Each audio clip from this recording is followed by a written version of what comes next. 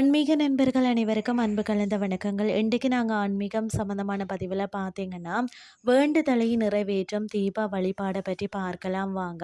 நாம் ஒவ்வொருவருக்கும் ஒவ்வொரு வகையான வேண்டுதல்கள் என்பது இருக்கும். அவரவர் அவருடைய தேவைக்கேற்றாற் போல வேண்டுதல்களும் மாறுபடும்.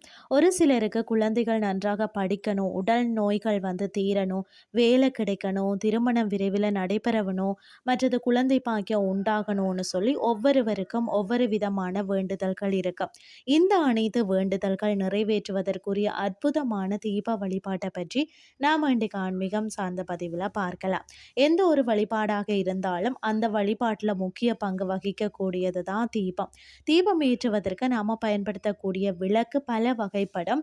எந்த விளக்காக இருந்தாலும் முழு மனதோடு எந்த தெய்வத்தை நினைச்சு நாம தீபம் ஏற்றமோ அந்த தெய்வத்தின் அருளை பெறுவதற்கு உதவும். அப்படிப்பட்ட தீபத்தை நாம பல விதங்களில் சிறப்பு வாய்ந்த தீபங்களாக மாற்ற முடியும்.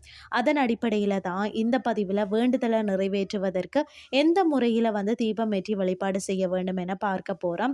நமக்கு நடக்கக்கூடிய அனைத்து விதமான நன்மைகளுக்கும் தீமைகளுக்கும் காரணமாக இருக்கிறவர் நவக்கிரகங்கள். ஒவ்வொரு கிரகத்திற்கும் ஒவ்வொரு விதமான பலன்கள் இருக்கும். நம்மளுடைய வாழ்க்கையில் ஏதாவது ஒரு நல்ல காரியம் நடைபெறாமல் தடைப்பட்டிருந்தால் அந்த நல்ல காரியத்திற்கு உரிய கிரகம் எதுவோ அந்த கிரகத்தை வழிபாடு செய்யும் பொழுதுதான் அந்த காரியம் எந்தவித தடைகளும் இல்லாமல் நல்ல விதத்தில் நடைபெறும்.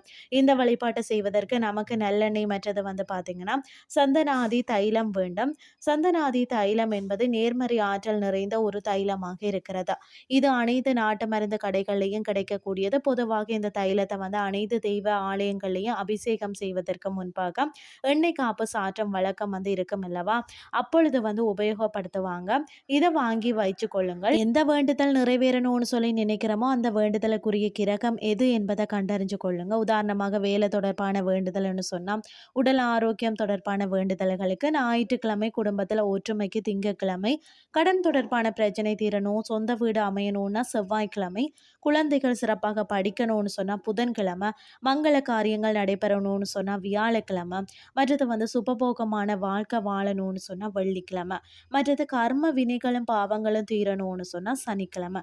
இப்படி உங்களுடைய வேண்டுதலுக்கு ஏற்றால் போல கிழமையை தேர்வு செய்து கொண்டு அந்த கிழமைக்குரிய கோரையான காலை 6 மணியிலிருந்து 7 மணிக்குள்ள ஒரு தட்டை எடுத்து அதில் ஒரு அகல் விளக்க வச்சு நல்லெண்ணெய் ஊற்றி அதனுடன் ஒரு ஸ்பூன் சந்தனாதி தைலத்தையும் ஊற்றினதுக்கு பிறகு பஞ்சுத்திரி போட்டு தீபம் ஏற்றுங்கள்.